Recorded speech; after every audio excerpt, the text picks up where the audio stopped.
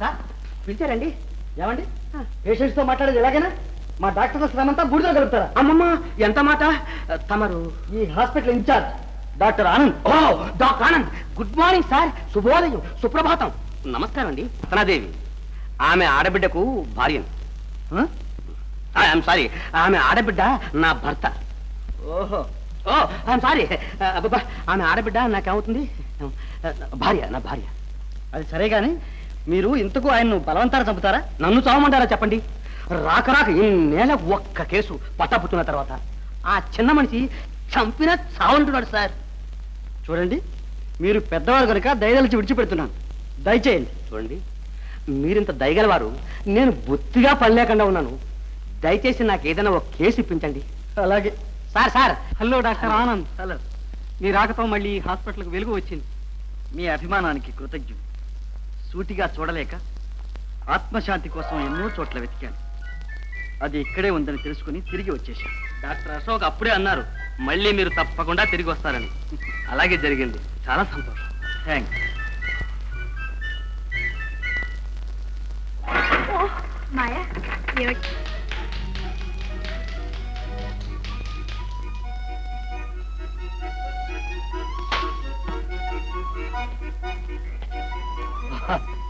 పర్వాలేదు. చూడలేదన్నయ్యా. దానికే నిలబడిపోయా. ఏది బ్యాట్ ఏదమ్మా, నువ్వు వెళ్ళి బంతే.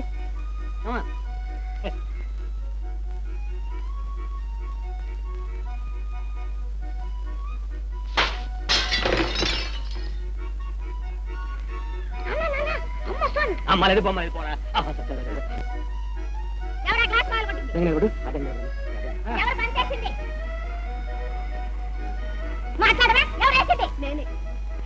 సిగ్గు లేకపోతే సరి. నీ తక్కువైందా? చిన్న పిల్లలతోటి బంచాటంట. చిన్న పిల్లలతో కాదమ్మా, పెద్దవాళ్ళతోనే. పెద్దవాళ్ళతోట? ఎవరితో? నేను ఇక్కడే ఉన్నాను. నీకు కళ్ళే కనిపించట్లేదు. అందుకే డాక్టర్ తోటి పరీక్ష చేయించుకోవాలని ఎన్నోసార్లు చెప్పాను. ఆరోగ్యమే మహాభాగ్యం అని ఎంతమంది పెద్దలు చెప్పలేదు. అందుకే నేను క్రికెట్ ఆడుతున్నానే. రా, నువ్వు కూడా ఆడుతాను. ఇదిగో బతికి. చాలా బాగుంది నీ సలహా. నీకు కొంచెం కూడా. ఏమిటి ఆ గొడవ? చూడమ్మా, ఇన్నేళ్ళు వచ్చి వీళ్ళు ఇంకా బంతి ఆడుతా ఉన్నారు. పైగా అద్దాలని పాల్గొంటారు. అంతే కదా, పోతే పోనీలేమ్మా, దానికి ఇంత గొడవ ఎందుకు? వెళ్ళండి ఆయన, వెళ్ళి ఆడుకోండి.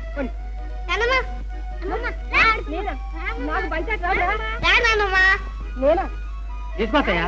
బంతి తీసుకోండి, బ్యాట్ తీసుకోండి, బంతి వేస్తాను. ఏమిటాయినా నువ్వు కూడా.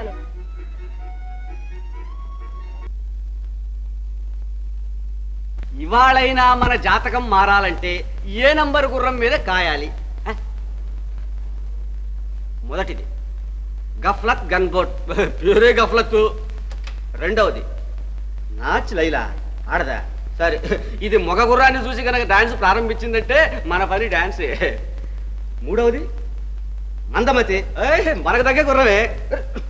నంబరు 9. ఇంకే మన నంబరే 1 పైన 0. బ్యాష్ బ్యాష్ బాగుంది. అరే ఇదేమిటి ఇలా తొందరపడి నిర్ణయానికి వచ్చేసాం? ఎందుకైనా మంచిది మన వెంకటేశాన్ని నిలబెట్టి సలహా అడుగుదాం. వెంకటేశా, ఆయన ఎందుకు వస్తాడు ఇక్కడికి? వెంకటేశా, వెంకటేశా, వెంకటేశా, వెంకటరమణ, సంకటహరణ, నువ్వు రామదాసుకు 1,00,000 ఇచ్చావన్నారు. నాకు అదేం అక్కర్లేదు, రొక్కమే అక్కర్లేదు. ఈవేళ ఏ నంబరు గుర్రం నెగ్గుతుందో చెబితే చాలు. వింటున్నారా? ఏం లేదు, నువ్వు ఇచ్చే టిప్పు ఇతరులకు ఎవరికైనా తెలిసిందంటే నాకు వచ్చే డబ్బులో భాగం పంచుకుంటారు. అంచేత ఆ చెప్పేదేదో యాక్షన్లో చెప్పు. నా స్వామి రంగా, నువ్వు చెప్పిన గుర్రం నెగ్గాలి, నాకు 1,00,000 రావాలి. 25 రూపాయలు పెట్టి ఒక పెద్ద వెండి చాందిని గుర్రం పార్సల్ చేసి పంపించేస్తాను. చెప్పు, మొదటి డ్రెస్ టైం అయిపోతుంది. యాక్షన్లో చెప్పు. ఏడుకొండలవాడ వెంకటరమణ, నిన్నే నమ్మితి నంబరు చెప్పయ్యా, నిన్నే నమ్మితి నంబరు చెప్పయ్యా, నిన్నే నమ్మితి నంబరు చెప్పయ్యా, నంబరు చెప్పయ్యా, నంబరు చెప్పయ్యా, నంబరు చెప్పయ్యా.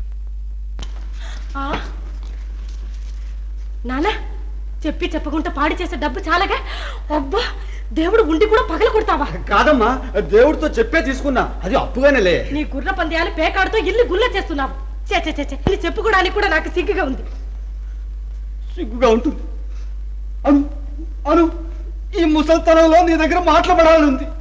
మాయా, ఈ నగచాట్లు ఎవరి కోసం పడుతున్నానని నేను ఒక శ్రీమంతురాలు చేద్దామనేగా. ఆహాహా అన్ని చేసావు. ఏమో మాయా, ఎవరు చూసి వచ్చారు? ఒక చిన్న ట్రిబుల్ తగిలిందంటే లక్షలు లక్షలు లక్షలు సంపాదించవచ్చు. సంపాదించావు. నాకు టైం అయింది, నేను వెళ్తున్నాను. Doctor legal adviser. ఏంటి legal doctor? Legal adviser, legal adviser. నాకు ఇంగ్లీష్ ఏం రాదు బాబు. ఇంగ్లీష్ రాదా? మరి లీగల్ అడ్వైజర్ అంటే తెలుగులో చెప్పాలి. తెలుగులో చెప్పాలయ్యా? ఏమో. లీగల్ అడ్వైజర్, లీగల్ విధాన సూచకుడు. ఏంటి సూచకుడా కీచకుడా? Illegal illegal. నీకు తలకాయ ఉందా లేదా? తలకాయ ఉన్న మాట చెప్తేగా బాబు అర్థం అవటానికి. మీరేదో చూసి పూసి అంటే నాకేం అర్థం. డాక్టర్ గారు ఉన్నారా? లేరండి అమ్మా. వస్తారుగా.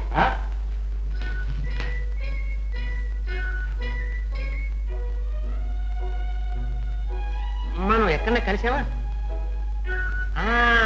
కలిసి ఉంటాం. హాస్పిటల్ ఎంక్వైరీ ఆఫీస్ మీరే కదా? మీరు ఆనందం గారికి కావాల్సినారా? ఒక ఆనందం ఏమిటి? ఆనందం కావాల్సిన ప్రతి వాళ్ళకి కావాల్సిన వాడినే, మీకు కావాల్సిన వాడినే. చూడండి, ఏ విషయానికైనా మన సలహా అతి ఉత్తమం, కానీ ఉచితం మాత్రం కాదు. ఉదాహరణకు మీకు పెళ్ళి ఉంది, మీ భర్త మిమ్మల్ని సరిగా చూడకపోతే ఆ పెళ్లి పిటాకులు చేసి మీకు విడాకులు ఇప్పిస్తాం. అయితే పెళ్ళే కాకపోతే కాకు పెళ్లి చేసేస్తాం. ఇదిగో అద్దా. కొంచెం మంచినీళ్ళు. సరేనమ్మా. కనబడవయ్యా వెంటనే.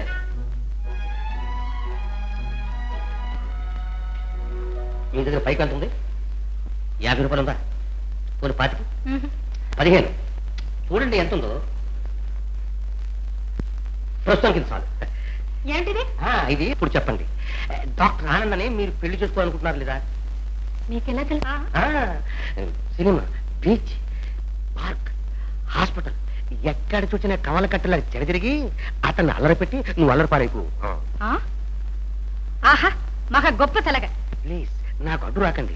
అలా తిరగ్గా మీ పూరు పల్లాకు లోకం కూడా వెళ్ళాకు మంచివాడు కనుక మీకు జోడైపోతాడు. ఒక్కవేళ కీడించి మేలంచమని నీకు పోయిదే ఉంది. మాననష్టం దా వేస్తే ఖర్చులతో సహా కక్కుతాడు. కేసు తల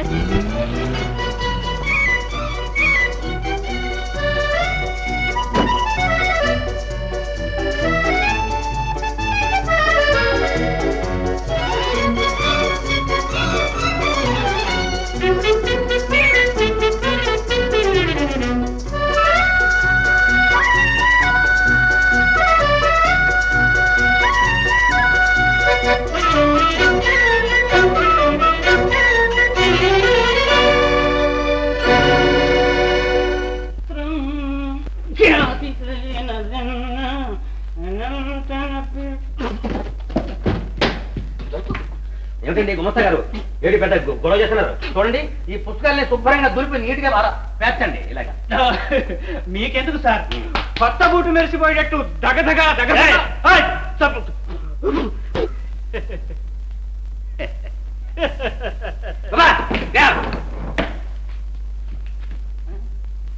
దయచేయండి దయచేయండి, కూర్చోండి.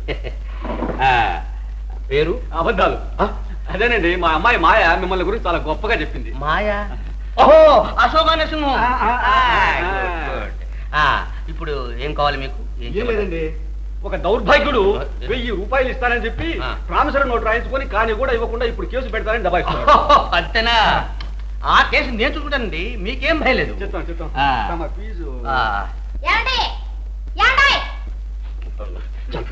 మిమ్మల్ని కదండి, నన్ను. చూడండి గుమస్తా గారు, వీరి దగ్గర ఆ కేసు వివరాలన్నీ తీసుకోండి. ఫీజు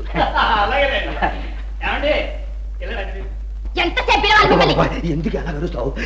వ్యవహార విషయం అంతా పెద్ద మనిషితో మాట్లాడుతుంటాను. మీ వ్యవహార విషయం మండినట్టే ఉంది. అయినా మీ దగ్గరకు వచ్చే పెద్ద మనిషి ఎవరండి? నీకు దండమే, నెమ్మదిగా మాట్లాడే